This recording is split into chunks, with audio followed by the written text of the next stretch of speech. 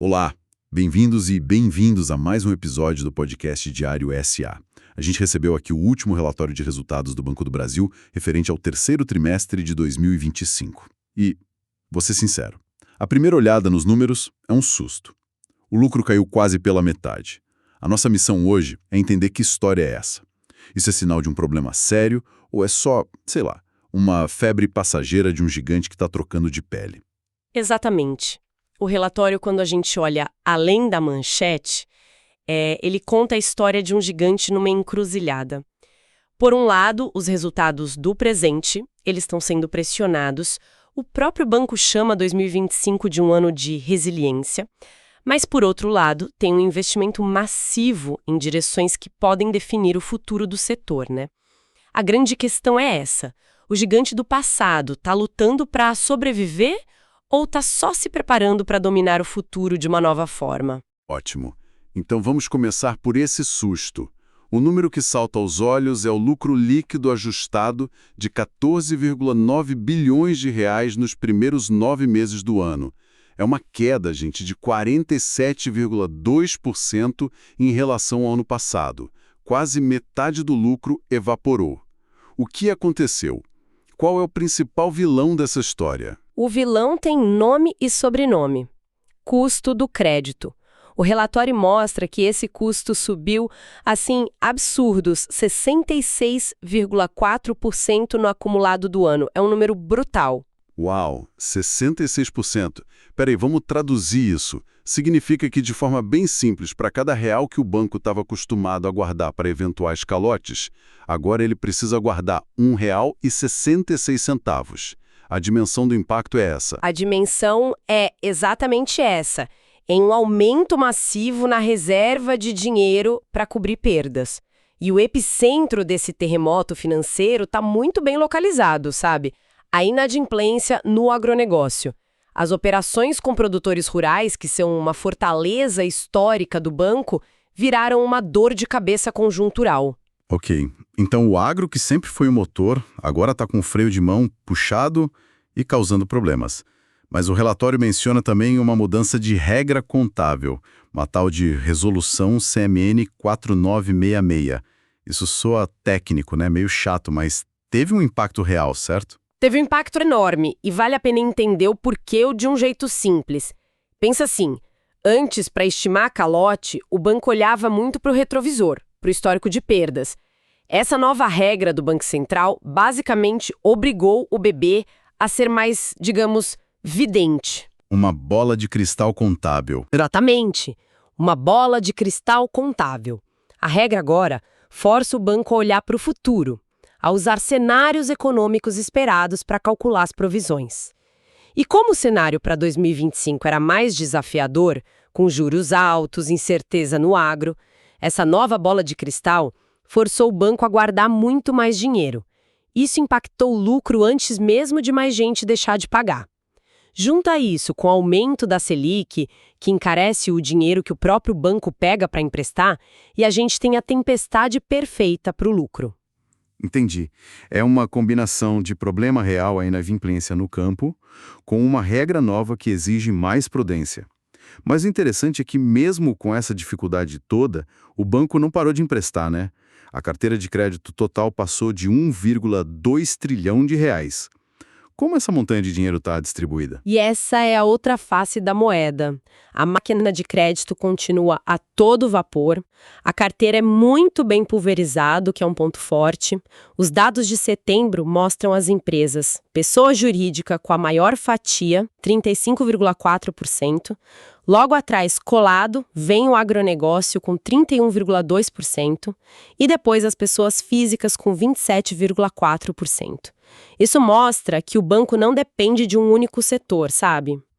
Mas aí a gente volta para o paradoxo do agronegócio que você mencionou. Ele é quase 1/3 de toda a carteira e, ao mesmo tempo, é a origem da dor de cabeça. É uma faca de 2 gumes bem afiada nesse momento. Precisamente. É o coração pulsante do banco, com uma carteira de mais de 350 bilhões de reais, mas que no momento está com uma arritmia. A inadimplência cresceu ali e pressionou o resultado de todo o conglomerado. O que o relatório mostra, e isso é importante, é a reação.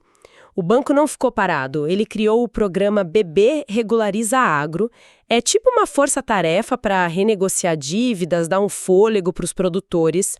É uma medida de apagar o incêndio no curto prazo. E é interessante você mencionar a resposta do banco no agro, porque isso me leva a pensar nas respostas estratégicas mais amplas.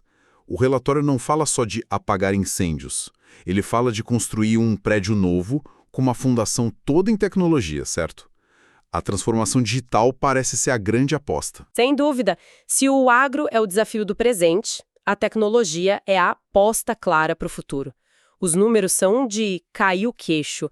O relatório diz que 93% de todas as transações do banco já acontecem em canais digitais. 9 em cada 10. E o número que mais me chocou foi o do WhatsApp. 20 milhões de usuários. Eu mal consigo responder os grupos da minha família. Como um banco consegue gerenciar uma operação de atendimento nesse volume, nesse canal? É automação pura com robô ou tem gente de verdade respondendo? É uma mistura inteligente dos dois e mostra o nível de maturidade da operação. A maior parte são interações automatizadas para consultas, transações simples, mas com a capacidade de escalar para um atendente humano quando precisa, né? O ponto-chave é a eficiência que isso gera, reduz o custo de ter agências físicas e coloca o banco no bolso do cliente, 24 horas por dia. Não é à toa que o investimento em tecnologia foi de 2 bilhões de reais só nesse trimestre. Eles estão injetando muito dinheiro nisso. E essa digitalização vai além do app, né? O tal do Open Finance, que todo mundo fala, também aparece com destaque. Sim, e isso é crucial para a sobrevivência e competitividade no longo prazo. O BB se posiciona como um dos líderes com 3,2 milhões de clientes que já aderiram, um crescimento de 73% em um ano. O Open Finance permite que o banco enxergue a vida financeira completa do cliente, mesmo o que ele faz em outros bancos, e ofereça produtos muito mais personalizados.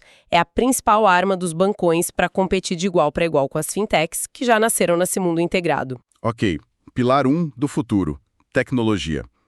O relatório também bate muito na tecla do pilar 2, sustentabilidade, o famoso ESG. A gente ouve muito sobre isso, mas às vezes soa como marketing.